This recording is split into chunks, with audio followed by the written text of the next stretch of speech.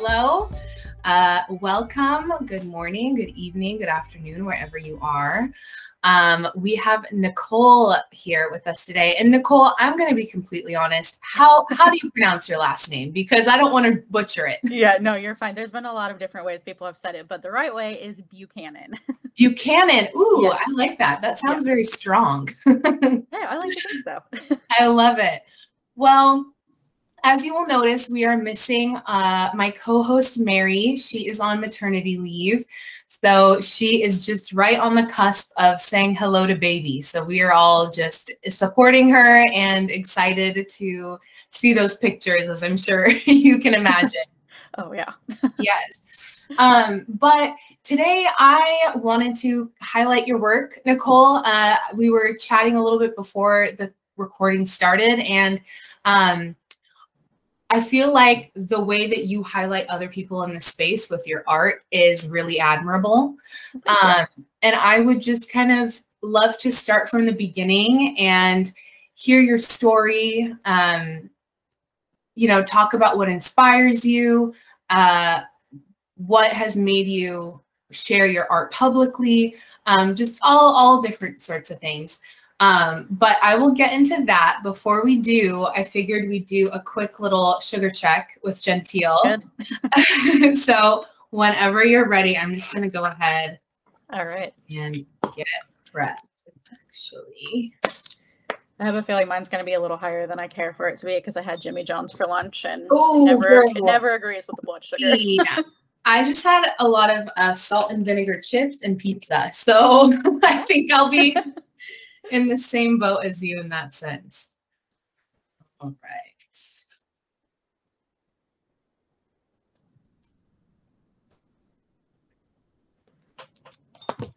Oh, actually, I lied. I'm at 133. Oh, nice. I will take rock star. I am shocked. And I actually have a keto meter here with me. I was doing some product research. So let's see. I'm sure it will yell at me. I got an error, so maybe I had too much alcohol on my skin. It's possible. We'll try that later. All right. So I guess while we're on the topic of Gentile, I know you recently got your Gentile. Like, what are some of your thoughts about it? And be honest. Don't feel like no. just on camera you have to be nice. Yeah. I think the only thing that I was confused about in the beginning was I didn't realize, I didn't pull everything out of the package that I got. I just grabbed this and was like, oh, cool. Totally. And I tried to poke my finger and I was like, why am I not bleeding? And I realized that there's different little pieces on here that you can add. So once I did that, I was like, okay, that's really cool.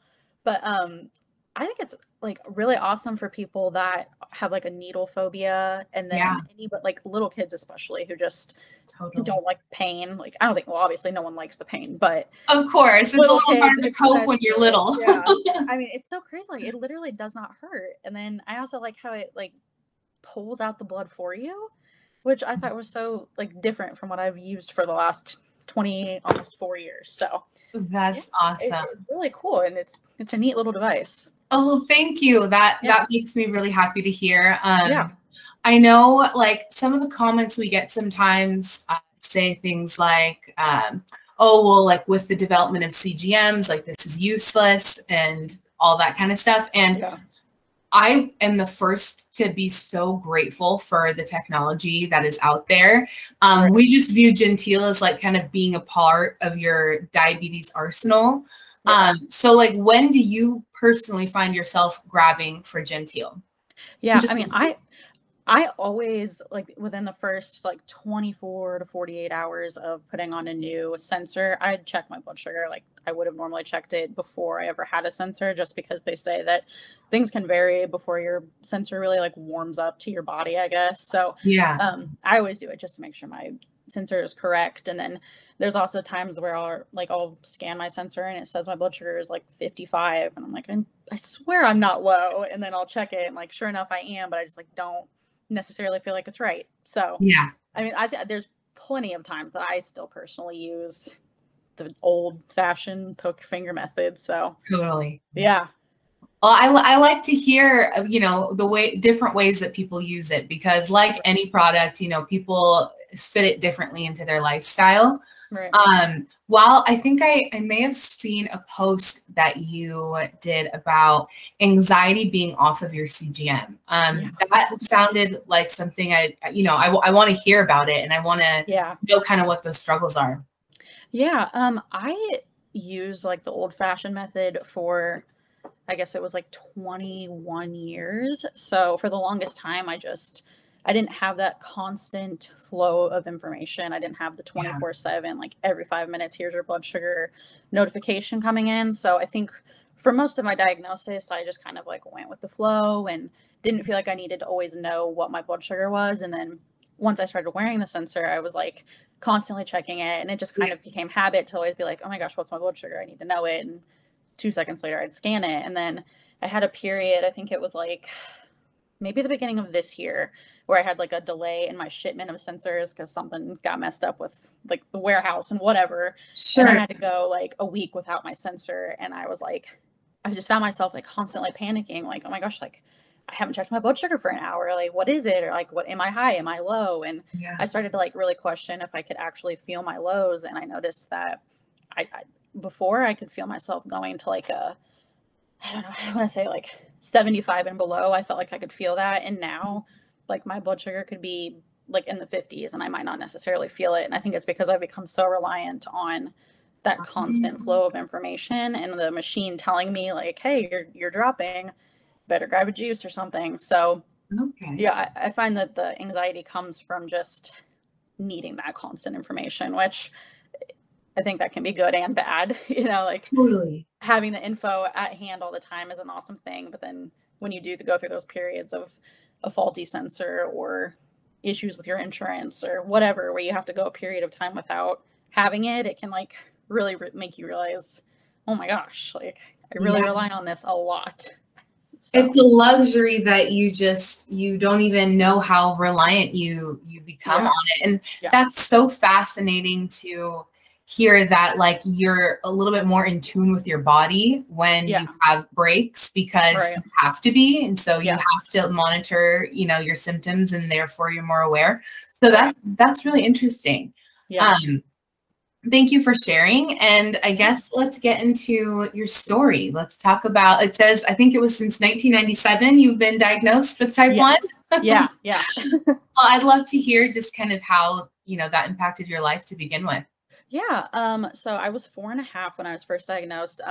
My story, like diagnosis story, isn't that crazy. My parents thought I had a bladder infection because I was like constantly going to the bathroom and was like extra thirsty. So they took me to the pediatrician and like told her my symptoms. And she was like, I'm going to run some blood work.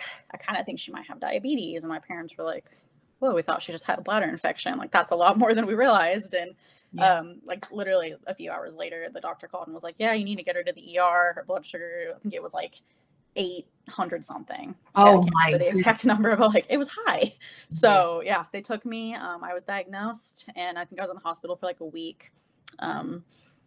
Yeah. And like, that's pretty much my diagnosis story. It's not wild and crazy. I know there's a lot of people that like, I mean, I'm sure for your parents, it was wild and crazy when they're going through it. I know it's difficult because, I mean, I remember some things when I was 4, but most of it is because other people told me. So I understand that it's difficult, but so then how does your diagnosis kind of intersect with your art? And when did you kind of start to publicly share your art and feature other people the way you do? Yeah. I was never like a big Instagram person until I had my son and decided to quit working and stay home with him. And I found myself just like kind of lonely, I guess, just because it was like me and a newborn baby every day, 24/7. And I just needed like to connect with other people, other moms, other people that like understood what I was going through. So I like started an Instagram. I just kind of like posted myself and my son. And I had always kind of like been a doodler and liked to draw and stuff. I never really like took it seriously or like put it out there for people to see until I realized that there was such a huge community online for diabetes. And I had posted something, I think about like, I don't even remember what it was, something about diabetes in general. And a girl that lives in Indiana, where I live, had commented and then like sent me a message and was like, hey, we have this whole group on here. It's all women and moms and girls from Indiana, like central Indiana, where I'm from. And we all like chat and get together and hang out and whatnot. So I like joined that group and realized like there's a huge space on Instagram that is all diabetes. Yeah. And there's so many people that I have the opportunity to meet and influence. And that's when I started to like actually post about my diabetes. And for the longest time, I was very, I don't want to say like embarrassed to have diabetes, but it wasn't something that I put out there. Like I grew up with people throughout school for 12 years that didn't even know I was diabetic because I was so good at just like hiding it. Yeah.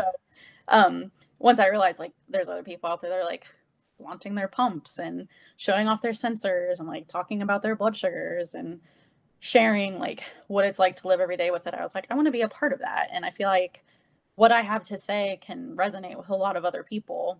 Yeah. So I kind of started like just doodling myself and sharing posts about myself with diabetes. And then I realized that it would be kind of cool to incorporate other people and share other people's stories and what they deal with. And that's when I started drawing other people and then sharing other people's accounts and stories and quotes and things like that. And it all just kind of blossomed from there. I love that. Yeah. So speaking of those connections, are there any particular connections that come to mind that were like really transformative or that just like really have been burned in your memory? Like out of all these, you know, people that you've had the chance to chat with and hear out? Yeah. Gosh, let me think off the top of my head. I'm trying to Oh, you're fine. certain people. I mean, I've connected with so many people that don't necessarily have accounts that they are like, I guess, influencers type of people, or just everyday people. Not to like generalize a population, but just other moms that have like reached out to me and to be like, thank you so much for sharing your story about like diabetes and type 1 or diabetes and pregnancy. And, you know, you made me feel like it's something I can still do. People that reach out to me and say like, thank you so much for sharing that you have bad blood sugars too, because I feel like everything I see on Instagram is like that perfect straight line CGM graph. And it's just, you know, just everyday people that I connect with and have conversations with all the time about just life and living with diabetes. And it's helped me personally open up and feel more comfortable with the disease and, you know, what I look at long term for the rest of my life. It used to be like a very lonely disease. I didn't really know, I mean, maybe like 2 people growing up that had diabetes. So, and I grew up in a pretty big city. Like my high school had like 5,000 kids in it. So there's a lot of people, you know, me and 2 other people with diabetes. That's a very like small, lonely group of people. So just, you know, just literally the whole community on there is, I just love it all. And I feel like I can speak for everyone. I say it's just nice to have people that get it. Yeah. Yeah. And going back to your point about, you know, people specifically messaging about pregnancy and diabetes, is that something that you felt was lacking when you entered the space? And, you know, did someone inspire you to share about the interconnectedness of those 2 things? Yeah, I don't know that there was like necessarily one specific person that I can think of off the top of my head that shared about it. I know there are like the specific accounts of women that share their pregnancy and their journey that they've gone with.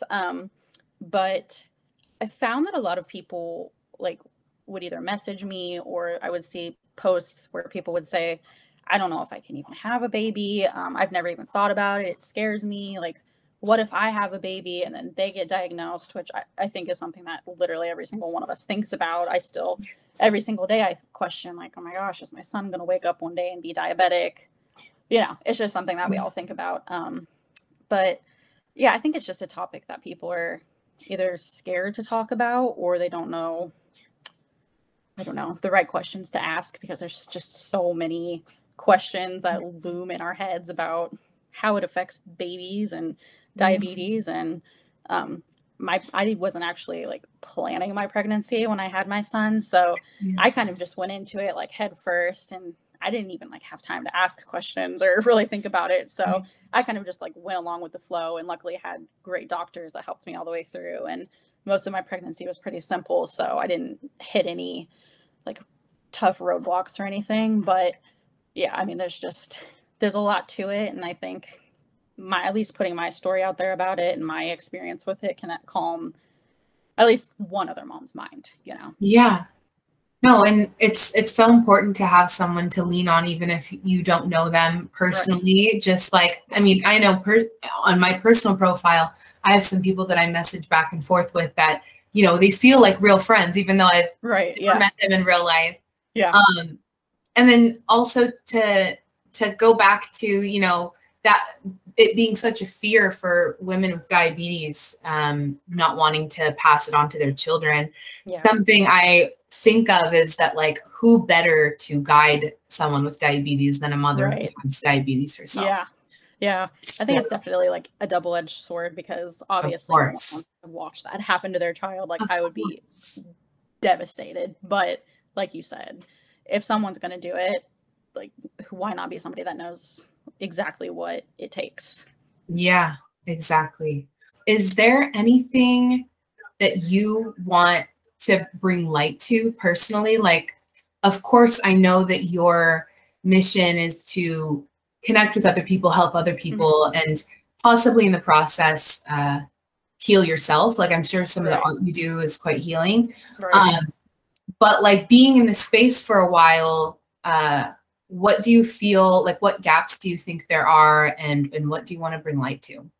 Yeah, my main mission, like when going into this, was that I wanted multiple stories to be heard, which is kind of why I started sharing not just myself and my story, but I would also go and find other accounts that inspired me, and I would draw them and share their story, because diabetes just isn't a one size fits all kind of thing. So there's so many stories, there's so many people, there's so many different kinds of diabetes, which was something that I personally did not even realize until I came into the community. I grew up for 20 plus years thinking it was type 1, type 2, and then gestational, and that was it. And come to find out, I've connected with so many people that have, like, you know, type 1.5, or they have MODY, or like the multiple other types of diabetes. And it's just been interesting to see.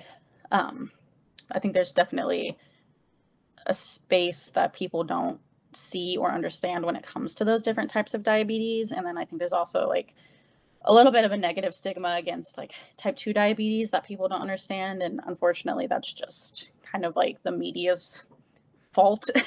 It's just seen in a way of like, hey, you ate too much ice cream and now you have type 2 diabetes, sucks to be you, kind of thing. And it's just I hope that the things that I share and the stories that I share and the people that I share will kind of help bring more awareness to all of those things, and just kind of give diabetes a face. So when you come to my page, you'll see, like, you know, different faces, different skin tones, different stories, different types of diabetes, just a little bit of everything. Yeah.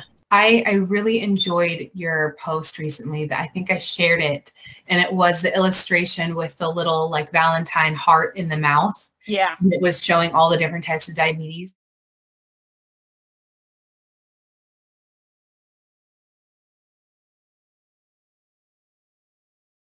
And I thought that I had done the research, and there were even like a couple different types of diabetes that I wasn't familiar with. So I think that's fantastic. And something that I hope to do personally in this job is, aside from connecting with people in the diabetes space, I do want to extend that knowledge out to people who don't have diabetes and don't know anyone with diabetes, so that when they come across someone in their life that does, they can have a relationship that it doesn't have that tension, it doesn't have that stigma, it doesn't have, you know, all of those, it doesn't make it even more difficult or shameful to deal with any type of disease like that. So yeah, it's been an education to follow your account and keep, I'm glad to hear that. Yeah.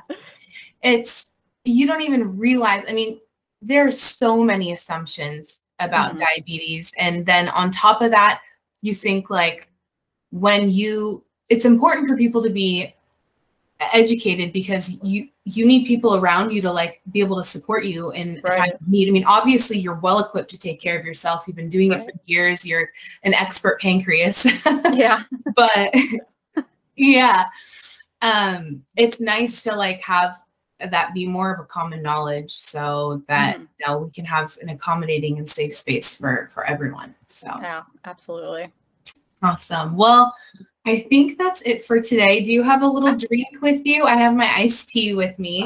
I don't. Oh, no worries. I'll have my pretend drink. Okay, well, let's clink to stick with it. Yes. Thank you so much for taking the time to chat today.